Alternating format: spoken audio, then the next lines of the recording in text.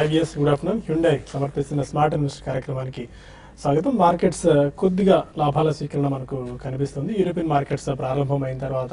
ఎందుకంటే ఇవాళ ఉదయం నుంచి కాస్త ఫ్లాట్ గానే ఉన్న మార్కెట్స్ లాస్ట్ ఒక హాఫ్ అన్ అవర్ 45 మినిట్స్ నుంచి కొద్దిగా సెల్లింగ్ ప్రెషర్ పెరుగుతుంది.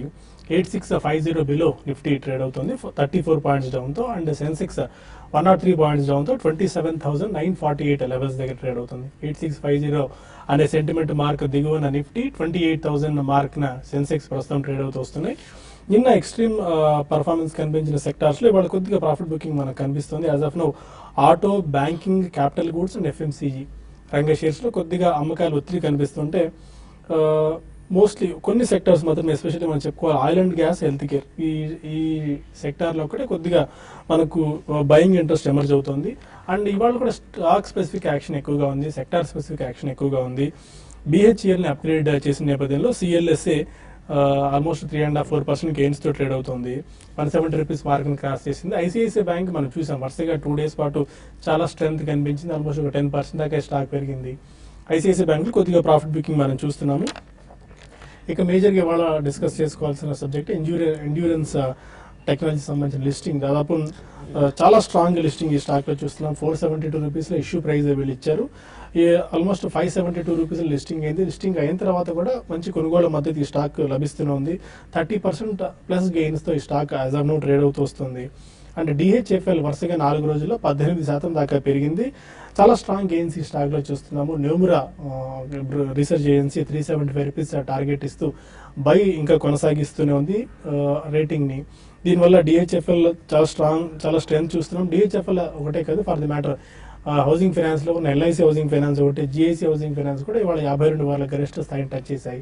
పంజాబ్ నేషనల్ బ్యాంక్ సంబంధించిన హౌసింగ్ ఫైనాన్షియల్ కంపెనీ త్వరలో IPOకి రాబోతుంది. అండ్ అగ్రెసివ్ ప్రైజింగ్ వీళ్ళు ఇచ్చిన నేపథ్యంలో కొద్దిగా అప్రమత్తంగా ఉండాల్సిన అవసరం కనిపిస్తుంది. ఆల్మోస్ట్ ఇదే స్పేస్ లో 12 to 13 కంపెనీస్ ఉన్నాయి కాబట్టి మోస్ట్లీ అంత ప్రీమియం లిస్టింగ్ గెయిన్స్ రాకపోవచ్చు నాకు వాదన చాలా బలంగా వినిపిస్తుంది పంజాబ్ నేషనల్ బ్యాంక్ కి సంబంధించి. ఓవరాల్ ఇప్పటివరకు ఉన్న ట్రెండ్ ఏంటి, ఈ టైంలో ఇన్వెస్ట్మెంట్ ట్రేడర్స్ ఎలాంటి అప్రోచ్ తీసుకోవాలి అంశాలపై మనతో మాట్లాడడానికి అనలిస్ట్ సిద్ధంగా ఉన్నారు. Good afternoon both of you. కొద్దిగా నిన్న మంచి షార్ట్ కవరింగ్ ర్యాలీ చూసిన తర్వాత మార్కెట్స్ ఇవాళ కొద్దిగా ఫ్లాట్ గా ట్రేడ్ అవుతున్నాయి. కొద్దిగా ప్రాఫిట్ బుకింగ్ కూడా మనకు కనిపిస్తుంది. For the matter profit booking అర్లే కానీ ఫ్లాట్ ట్రెండ్ మన మార్కెట్స్ లో చూస్తున్నాము. ఫర్ ది మీడియం టర్మ్ ఎలా ఉండొచ్చు? బేసిక్లీ మార్నింగ్ కూడా మనం అదే డిస్కస్ చేసుకున్నాం అండి. ఎందుకంటే నిన్న అంత స్ట్రాంగ్ గెయిన్స్ అనేది డెఫినెట్లీ ఒకవేళ ఈ రోజు గెయిన్స్ ఉంటే it will be sold into ఇవాళ రేపు probably we still have another 2-3 days in this week. So ఇంత స్ట్రాంగ్ స్ట్రెంగ్త్ అనేది మాత్రం ఒక రోజు చాలా అనూహ్యంగా వచ్చింది కాబట్టి ట్రేడింగ్ ప్రాఫిట్స్ అనేవి తప్పకుండా బుక్ చేస్తానండి. సో ఈ కారణం వలన ఈవెన్ మీడియం టర్మ్ అంటే next 2 to 3 weeks result season అయ్యేదాకా కూడా కంప్లీట్లీ ఒక రేంజ్ బౌండ్ లోనే ఉందండి. గతంలో జరిగినట్టు లాస్ట్ 3 to 6 months లో కూడా ఎప్పుడైతే మనకి ఆ 8500 దరిదాపుల్లోకి వస్తుందో నిఫ్టీ అక్కడ చాలా స్ట్రాంగ్ బయింగ్ సపోర్ట్ అనేది మనకి ఎమర్జ్ అవుతుంది. అండ్ అక్కడి నుంచి రీబౌండ్ అనేది కూడా చూస్తున్నాం. సో స్పెసిఫిక్ స్టాక్స్ అనేది mid small and micro cap stocks అనేది స్ట్రాంగ్ బయింగ్ అనేది మనం చూస్తున్నాం. కొన్ని స్టాక్స్ లో ప్రాఫిట్ బుకింగ్ వస్తుంది. సో డెఫినెట్లీ రేంజ్ అనేది కొద్దిగా ఈ రేంజ్ లోనే ఉంటుందండి. మనకి రిజల్ట్ సీజన్ అయిన తర్వాతనే పర్ఫెక్ట్ ట్రెజెక్టరీ అనేది ఫామ్ అయ్యే అవకాశం ఉంది. Overall market trend structurally though we are in very positive zone and very strong zone. But ఇంటర్మీడియరీలో మాత్రం టైమ్ వైజ్ కరెక్షన్ జరగాలి. నిన్న గెయిన్స్ మాత్రం I don't think it will withstand అని చెప్పడం జరిగింది. The same thing can continue అండి. ఎందుకంటే మనకి రిజల్ట్స్ ఎలాగైతే వెలువడతాయో ఆ స్టాక్ స్పెసిఫిక్ యాక్షన్ ఉంటుంది, ఆర్ మేబీ సమ్ సెక్టర్స్ లో యాక్షన్ ఉంటుంది. అంటే ఫ్యాగ్ ఎండ్ లో మనకి దీపావళి అయిన తర్వాత I think almost all the results ఇంకా ఒక రష్ లో వస్తుంటాయి కాబట్టి ఒక న్యూ ట్రెండ్ కొత్తగా ఏం చూసామంటే ఈసారి మనం most of the mid and small cap company వాళ్ళు ఎర్లీగా డిక్లేర్ చేస్తున్నారు results. So that's a new trend which has emerged అండి. ఎందుకంటే వాళ్ళ రిజల్ట్స్ బాగున్నాయి కాబట్టి many companies small and micro cap companies కూడా అబౌట్ 25-30% ఇయర్ ప్రాఫిట్ గ్రోత్ అనేది చూపించారు. So that shows why last 3 to 4 months mid small and micro cap stocks were doing very well. కానీ కొద్దిగా జాగ్రత్తగా ఉండాలి. మనం గతంలోనే చెప్తూనే ఉన్నాం, ఏ స్టాక్ పడితే ఆ స్టాక్ అయితే మనం చేసి చేయకూడదండి. ఎక్కడైతే మనకి సెక్టోరల్లీ మనకి పాజిటివ్ నేచర్ కనిపిస్తుందో అటువంటి సెక్టర్లో మంచి స్టాక్స్ డెఫినెట్లీ రిజల్ట్స్ వచ్చిన తర్వాత స్టెబిలిటీ వస్తే తప్పకుండా ఒక ఫస్ట్ ప్రైస్ పాయింట్ లో కొనాలి విత్ అట్లీస్ట్ 2-year వ్యూ అని చెప్పాం. We still stand by the same view. Okay Rajendra garu, technicals ఏం సూచిస్తున్నాయి? 8650 ఉన్న లెవెల్ కూడా బ్రేక్ అయింది ప్రస్తుతానికి. బట్ ఎంత డౌన్ ఫాల్ చూసినా కూడా 8500 పాయింట్స్ అనేది చాలా స్ట్రెంత్, అక్కడ మంచి సపోర్ట్ చూస్తున్నాము. మీ టెక్నికల్ ఓవర్వ్యూ ఎలా ఉంది for the medium and short term? Probably short term మనం చూస్తే కనుక నిన్నటి ర్యాలీ ఏదైతే ఉందో ప్రాబ్లీ దానిలో 33% రిట్రేస్మెంట్ దగ్గర సపోర్ట్ ఉండే ఛాన్స్ ఉంది. సో ఐ థింక్ నిన్న ఆల్మోస్ట్ మనం 130-140 పాయింట్స్ అప్ మూవ్ చూసాం కాబట్టి మేబీ ఒక 40-50 పాయింట్స్ మార్కెట్ పడితే కనుక I think short term traders అయితే బై చేయొచ్చు with 8615 as a stop loss అని చెప్పొచ్చు. అదేవిధంగా మనకి ఐ థింక్ ఇప్పుడు 20-డే moving average and 100-డే moving average కొద్దిగా క్రూషియల్ గా వాచ్ చేయాలి. సో 8700 అబోవ్ క్లోజ్ అవుతే ప్రాబ్లీ అక్కడ నుంచి ఒక 60-70 పాయింట్స్ అప్ మూవ్ ఉండే ఛాన్స్ ఉంది. అదేవిధంగా నిన్నటి లో అండ్ ఆల్మోస్ట్ 100-డే మూవింగ్ యావరేజ్ అయితే ఉందో 8519 దగ్గర ఉంది. సో ప్రాబ్లీ అక్కడ ఒక గట్టి సపోర్ట్ ఉండే అవకాశం ఉంది. ఆల్మోస్ట్ మనం నిన్న బాటమ్ చూస్తే కనుక ట్రిపుల్ బాటమ్ విత్ ఎక్స్టెండింగ్ లో అన్నట్టు మనకి ఫార్మేషన్ చూసాం మనం మొన్న ఏదైతే 8506 అయిందో. So probably now I think 8506 కింద క్లోజ్ అవుతేనే బ్రేక్ డౌన్ గా మనకి చార్ట్ చెప్తాయి. అండ్ 8506 కింద అట్లీస్ట్ 1 or 2 days క్లోజ్ అవుతాయి కనుక మేబీ అక్కడి నుంచి ఒక 200-250 పాయింట్స్ డౌన్ సైడ్ వెళ్ళే ఛాన్స్ ఉంది. లేదు అంటే ప్రాబ్లీ మొన్నటి స్వింగ్ హై ఉందో 8806 అంటే 8701 దగ్గర ఒక మైనర్ రెసిస్టెన్స్ ఉంటుంది. అది దాటిందంటే ఇంకో 100-120 పాయింట్స్ వెళ్ళే ఛాన్స్ ఉంది. So all in all probably 8800 and maybe 8500 range లోనే మార్కెట్స్ ఎక్కువ ట్రేడ్ అయ్యే అవకాశం ఉంది. అండ్ బ్యాంక్ నిఫ్టీ కూడా సిమిలర్ ప్యాటర్న్స్ మనం రావటం చూస్తున్నాం. So probably 19,747 is where I think resistance అనేది మనకి క్లియర్ గా కనిపిస్తుంది. అండ్ ప్రాబ్లీ మనకి 19,241 అంటే ఇక్కడ నుంచి ఆల్మోస్ట్ ఒక 150-160 పాయింట్స్ దగ్గర సపోర్ట్ ఉంది. ఇన్ఫాక్ట్ బ్యాంక్ నిఫ్టీ కూడా 100-డే మూవింగ్ యావరేజ్ 18,790 దగ్గర ఉంది. And previous swing high 19,816. So ఇదే రేంజ్ లో ట్రేడ్ అయ్యే అవకాశం ఎక్కువ ఉంది. బట్ ఇండివిజువల్ స్టాక్స్ లో బ్రేక్అవుట్స్ మనం చూస్తున్నాం. ఐ థింక్ ఇందాకే మీరు చెప్పిన దివాన్ హౌసింగ్ అండ్ ప్రాబ్లీ ఇప్పుడు కొత్త స్టాక్ టెక్స్టైల్ స్పేస్ లో రేమాండ్స్ ఒకటి మనం బ్రేక్అవుట్ రావడం చూసాం. సో 630 దాని లైఫ్ టైమ్ హై ఆల్మోస్ట్ ఇప్పుడు 635-640 దగ్గర ట్రేడ్ అవుతుంది. జనరల్లీ బ్రేక్అవుట్స్ వచ్చినప్పుడు 30-40% in the next 1 year moves రావడం చూసాం. బట్ ఓన్లీ థింగ్ ఏంటంటే మేబీ కరెక్షన్స్ కూడా వస్తాయి మార్కెట్ కరెక్ట్ అయినప్పుడు. 10% కరెక్షన్ లో ఐ థింక్ 2 ప్రైస్ పాయింట్స్ లో రేమాండ్స్ పిక్ చేయొచ్చు for the next 1 year. Okay, Raymond's attractive గా కనిపిస్తున్న స్టాక్ చాలా రోజులుగా బాగా పెరుగుతూ వస్తుంది. మంచి స్ట్రెంత్ స్టాక్ లో చూస్తున్నాం. ఇక మరిన్ని కాల్స్, ఈమెయిల్స్ తీసుకోవడంతో పాటు మరిన్ని స్టాక్స్ గురించి డిస్కస్ చేసే ముందు ఒక చిన్న బ్రేక్ తీసుకుందాం.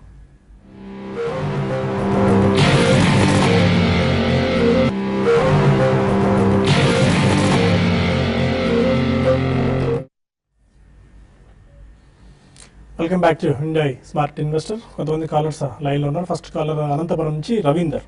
అడగండి Ravi. Sir good morning sir, నేను రవీందర్ని హనంపేట నుంచి సార్. గుడ్ మార్నింగ్ అండి, చెప్పండి.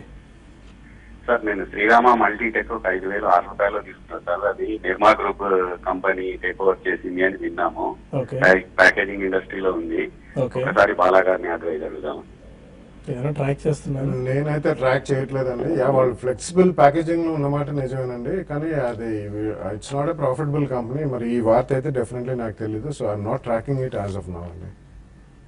విజయవాడ నుంచి మూర్తి మరో కాలర్ ఉన్నారు. అడగండి మూర్తి గారు. హలో హలో, అడగండి మూర్తి గారు, వినిపిస్తుంది. నమస్తే అండి బాలా గారు. చెప్పండి. నా దగ్గర క్వాలిటీ పార్టీ 120లోను, డిఎస్ ప్రోగ్రామ్ షేర్ 71 రూపాయలను చెరవ 100 ఉన్నాయండి. వీటిని లాంగ్ టర్మ్ కోసం అడ్వైజ్ ఇవ్వచ్చా? కోల్టే పార్టీలో సెకండ్ స్టాక్ ఏదన్నారు? క్వాలిటీ పార్టీ 120 సెకండ్ స్టాక్ అండి. Colte party. Yeah, Colte Patil is a small real estate company అండి. So it's decent company. Recently మనకి అఫోర్డబుల్ హౌసింగ్ సెక్టర్ లో మంచి డిమాండ్ పెరుగుతుంది ఇన్ ఆల్ వెస్టర్న్ జోన్. అది వీళ్ళు ఎక్కువ వెస్టర్న్ జోన్ లో కాన్సన్ట్రేట్ చేస్తారు, పూణే అండ్ మహారాష్ట్ర, నాసిక్ ఇటువంటి చోట్ల. So definitely I think current rate లో ఉంచమని చెప్తానండి. ఎందుకంటే most of the companies which are in to affordable housing, ఎందుకంటే వీళ్ళు ఎప్పుడు కూడా లగ్జరీ హౌసింగ్ లో అంత స్ట్రాంగ్ ప్లేయర్ కాదు. సో అఫోర్డబుల్ హౌసింగ్ సెగ్మెంట్ లో ఎస్పెషల్లీ వెస్టర్న్ రీజన్ లో స్ట్రాంగ్ కాబట్టి I think you should hold on to it for some more time. Okay, Bengaluru నుంచి లక్ష్మి మరో కాలర్ ఉన్నారు. అడగండి లక్ష్మి గారు. బాలా సార్ గారిని క్వశ్చన్ అడగాలి. అడగండి. సార్ నేను 5 years గా ప్రోగ్రామ్ చూస్తున్నాను, ఫాలో అవుతున్నాను బాలా సార్ గారి ఐడియాస్ అంతా. ఓకే, జేపీ కెమికల్స్ లో పెట్టున్నాం మేము. 125 రూపీస్ లో ఎంటర్ అయ్యాము. కొంచెం సార్ చెప్పేవి డౌన్ సైడ్ రిస్క్ తక్కువ ఉంటుంది, సో మేము అంత టెన్స్ అవ్వకుండా లాంగ్ టర్మ్ లో హోల్డ్ చేసేవాళ్ళం సార్. అలానే మొన్న మీరు అడ్వాన్స్ ఎంజైమ్స్ అని చెప్పి ఒక కంపెనీ పేరు చెప్పారు. దానిలో అది నాకు అంత నాలెడ్జ్ లేదు షేర్స్ పైన. నేను అప్పటికి కంపెనీ గురించి చదివాను, అదేదో ఫుడ్ ప్రాసెసింగ్ సంబంధించి ఎంజైమ్స్ ఎంజైమ్స్ తయారు చేసే కంపెనీ అని నాకు అర్థమైంది. సార్ జేపీ కెమికల్స్ అంటే ఫార్మా కంపెనీ, సో మందులు తయారు చేస్తుంది, సో డౌన్ సైడ్ రిస్క్ తక్కువ ఉంటుంది. అట్లానే బ్రిటానియా అంటే బిస్కెట్స్ తయారు చేసే కంపెనీ. దీని గురించి నాకేం అర్థం కాలేదండి. నేను పెట్టుబడి ఏ రేట్ లో పెట్టొచ్చు, అట్లానే నేను ఒక లాంగ్ టర్మ్ ఇన్వెస్టర్ అండి. ఓకేనండి, యాక్చువల్ గారు చెప్తారండి. అడ్వాన్స్డ్ ఎంజైమ్స్ మనం డిస్కస్ చేసిన తర్వాత కూడా 300-400 రూపీస్ దాకా పెరిగింది. రోజు 52 వీక్ హైట్ టచ్ చేస్తుంది. చాలా strength, almost 125% if I'm not from listing gains వచ్చాయి. యా, మనం కంటిన్యూస్లీ చెప్తూనే ఉన్నాండి లిస్ట్ అయినప్పటి నుంచి. ఎంజైమ్స్ అంటే these are actually ingredients in food products, pharmaceuticals, industrial enzymes, రకరకాల ఎంజైమ్స్ ఉంటాయండి. సో వీటిల్లో చాలా ఇంటలెక్చువల్ ప్రాపర్టీ రైట్స్ అనేవి ఉంటాయి. కాబట్టి ఈ సెక్టర్లోకి ఎవరైనా కొత్త వాళ్ళు ఎంటర్ కావాలంటే ఎంట్రీ బ్యారియర్స్ అనేవి చాలా హై ఉంటాయండి. అండ్ ఈ advanced enzymes definitely it's a concept stock in India అండి.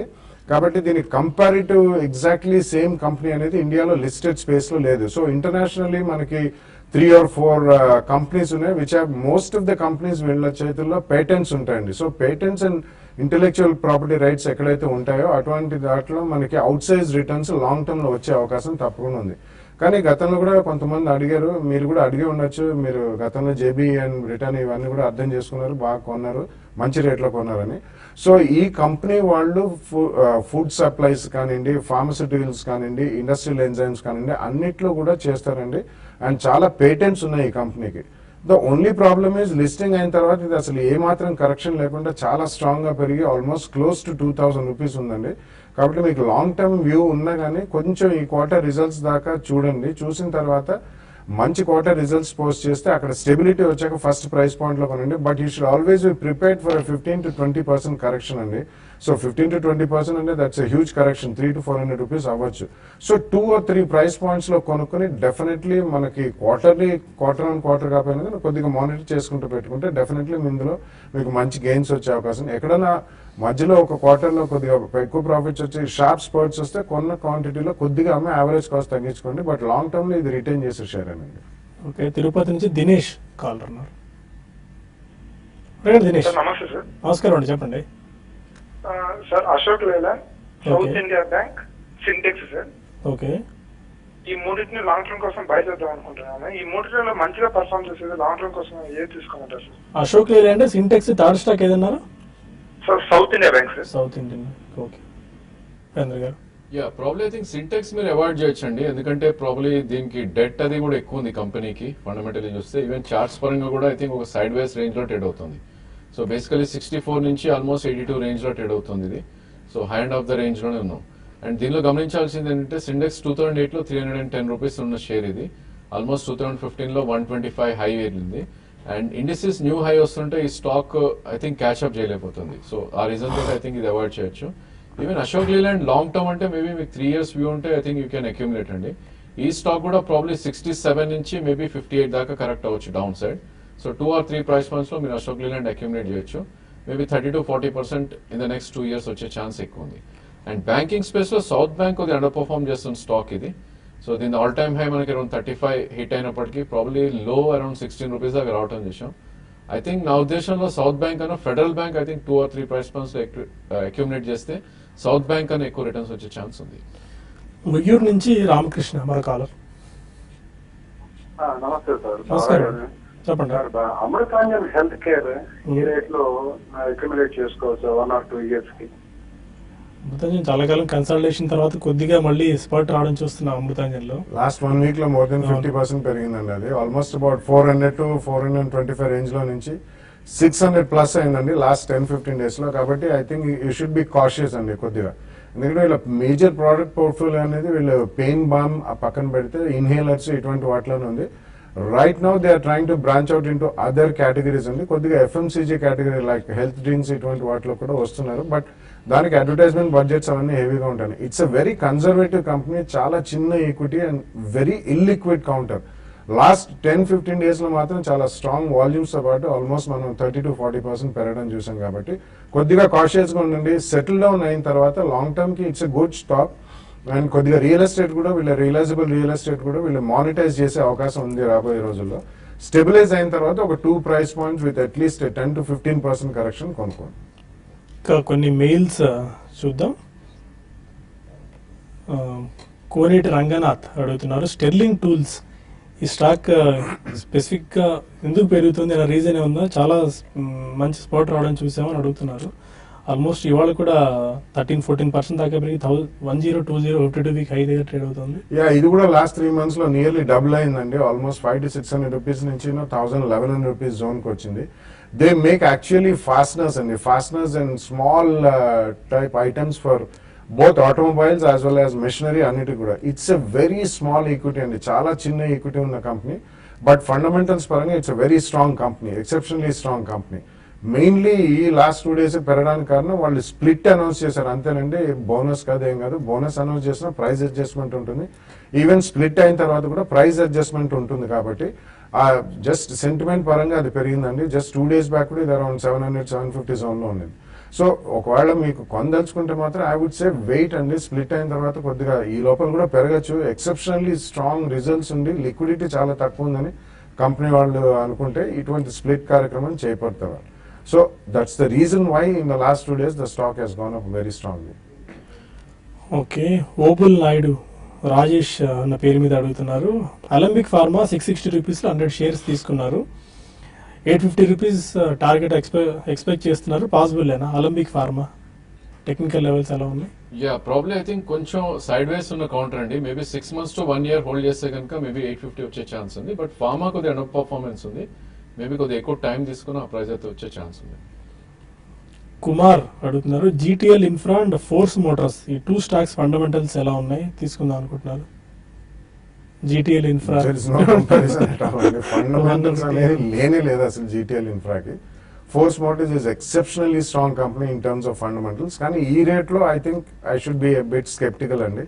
ఎందుకంటే ఇది కూడా లాస్ట్ 1 month లో ఆల్మోస్ట్ అబౌట్ 25 to 30%, 1000 రూపీస్ దాకా పెరిగిన స్టాక్ అండి అబౌట్ 1 month or 1.5 month టైంలో.